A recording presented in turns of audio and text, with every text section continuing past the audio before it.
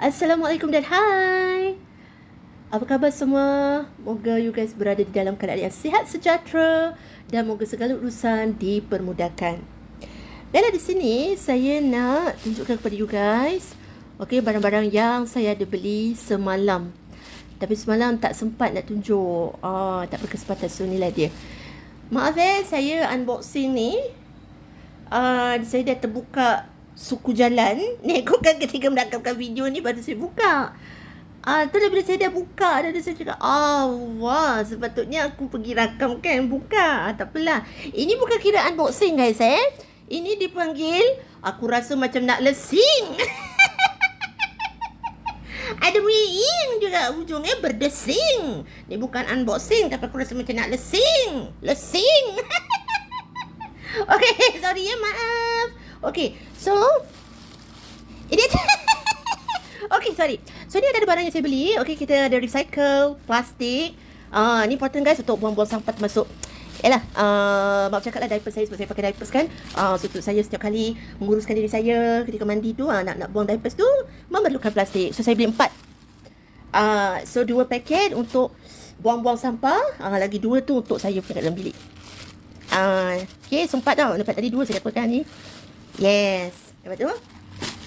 And also saya juga ada beli obat gigi. Ya, bukan obat gusi, tapi obat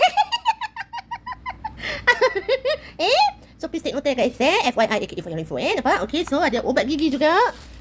Nampak obat gigi. So seorang satu lah, satu untuk saya, satu untuk ayah saya. Alright, cantik, plastik dah kosong. Yeay. Okay. Okay, then apa lagi yang ada saya beli? Of course, mi segera. Masya Allah, ada mi segera. Nampak mi segera dalam cup. Yang mi segera sebelumnya tu masih ada lagi. Okay, saya tunjukkan you guys Tada. Masya Allah, nampak tak? Dah jadi macam ini menara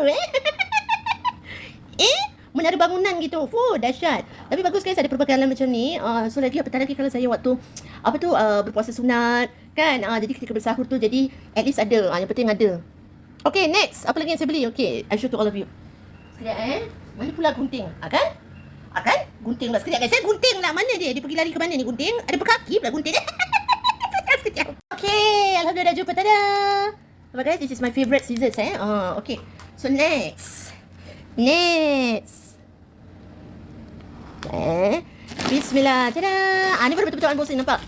Langsung saya belum buka Okay, so sekarang saya nak gunting buka keluarkan. Okay, so saya tunjukkan kepada you guys. Bismillah. Okay, apa yang ada kat dalam ni? Okay, saya juga ada turut membeli Milo.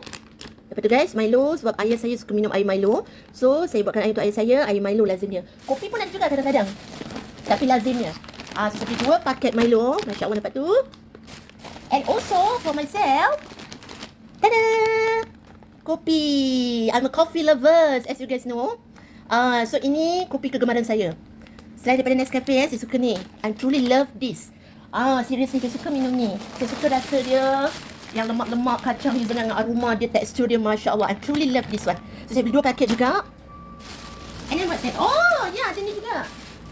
Itu siang pisang Saya dah beli buah pisang. Terperak buah pisang dia satu malam. Ya Allah. Jujur guys saya tuakan hari ni Tak apalah, dia satu malam dia.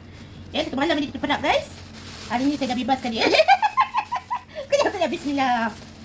Bismillah. Okay, you guys tengok buah pisang ni. Okay, 1, 2, 3. Tada!